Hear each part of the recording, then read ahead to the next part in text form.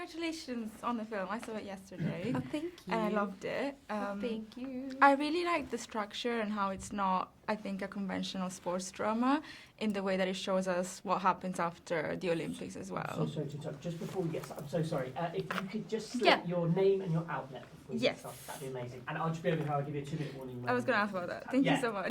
No, don't worry. Great. If you just name and outlet, that'd be perfect. Thank you so much. Yeah. So it's Clotilde Chinnici for the People's Movies. Like I said, congratulations. I did want to ask about the structure because I think it really sets the film apart for me. And I love that we see what happens after the Olympics and that it's not just about getting the gold medal and it's about what's after. So how did you choose to do that and why is it so important that you included this sort of second part in the film as well? Yeah, I mean, the script had that just flip, like a complete flip of the sports construct, and that was what excited me about the one of many things that excited me about the project and that sort of drew me to it. You know, the challenge obviously is, you know, will it work, right? Like, there's a reason why most films do end with the high and everybody's applauding and the credits roll, and it's like, can we bring people back in when they're not sure what they're even looking for now? It's like you almost have to reset all expectations. But then that really is the heart of the film. And I think for me, it's because that's also, you know, much closer to real life. And certainly for, you know, for Claressa, like that was real life. And I think there's something almost more inspiring about her ability to pick herself back up again than there was even about the first win. Oh, I didn't know that was a question for me too. If you want.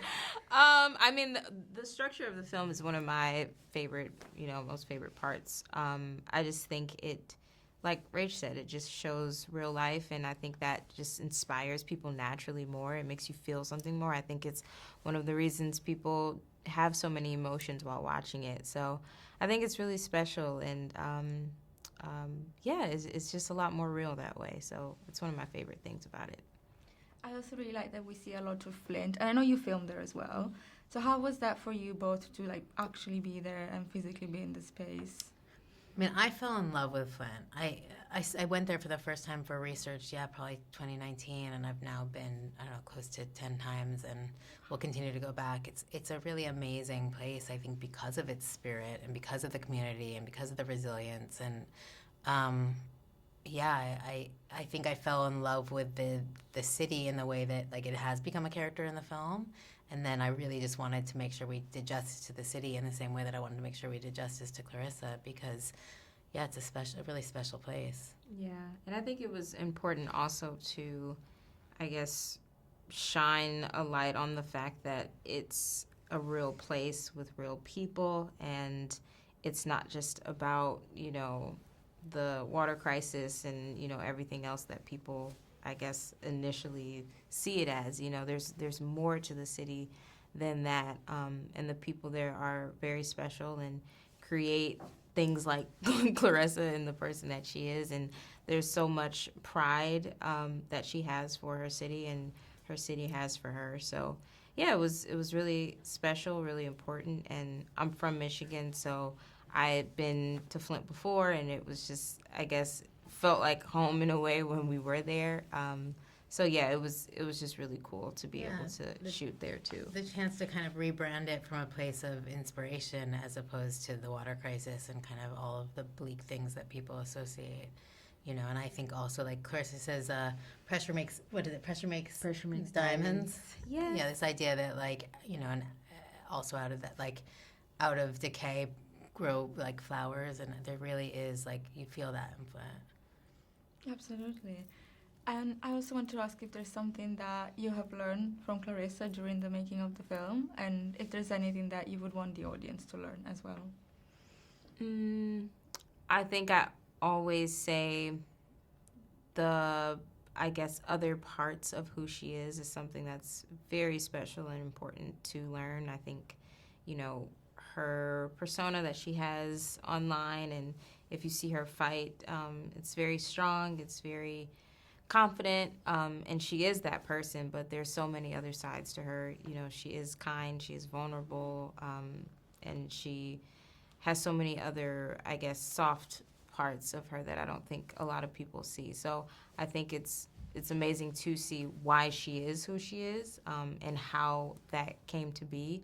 And I think it's cool to see people that are fans of her now, you know, see the film and then be able to say, like, oh, it all makes sense, or, oh, I didn't know she was like this, or I didn't know this is why, you know, this happened. So I think it's just this big ball of understanding, you know, of the person that she is, and just even more respect for her. So I hope people walk away with just that.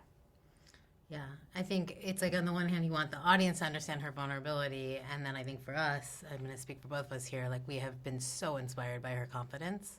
She really is like this sense of self that, you know, was, if not quite there at 15, 16, 17, was building, and now, you know, to have a flame that burns that bright, it's something to really be proud of, and I think we all really could stand to absorb some of that flame, and you know, like stand up a little taller. I mean, I could definitely stand up a little taller, but you know, I think women especially have a real tendency to belittle themselves or doubt themselves, or, you know, be humble. I mean, it's almost instinctual for me now. It's like I have to learn to accept a compliment as opposed to like shying away from it. And it's actually quite an impressive skill set that I think we're both trying to like learn from. I also loved how the bots is filmed. It's very subjective and very different from a lot of sports films. So how did you sort of decide to do that, and how was it for you when you filmed it? I think what I've realized actually in thinking about it is that is the most consistent thing about my filmmaking as a cinematographer too, is it doesn't really matter big, small, whatever I do. Like the thing I care about, and maybe why I fell in love with film, is the chance to be really experiential and subjective. So I don't think I ever saw the boxing any other way.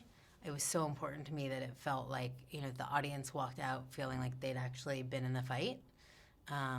And so then it was just within, you know, we have quite a few fights. So then how do you keep it feeling subjective but still distinguish between them was kind of one of the challenges. Yeah, and filming was really fun. I think they were also very exhausting, long days, but I think really fun overall, you know, and being able, I guess, to learn more about stunt choreo and go through that entire process, and being able to do take after take was, I guess, I don't know, a prideful moment that I had too, because I couldn't do that before. That wasn't something that I was used to doing. So to be able to, I guess, really just push myself and surprise myself was fun. And it's not just the physicality. Like, obviously what Ryan was able to do from a physical standpoint is incredible, right? Like, by the end, she did every one of her own stunts. But it's also to stay in character and communicate. Like, each fight, you're not just selling the punch, you're communicating an emotional arc or a stake or a vulnerability. So to be able to, like, sell the punch while selling, you know, what it's like to feel lost without your coach, and, like, do both of those things at the same time. It's pretty kudos to this one. Thanks. But also her directing, I think, really was just a huge vehicle for that, because a lot of the fights would get jumbled in my head a lot. And so I think just having literal true direction, I think, was something that was very important, obviously, and vital for those moments to all make sense. So yeah, I think it was literally a team effort for sure. I love that, like in the film. Yeah. Thank you so much, and congratulations again on the film. Thank you.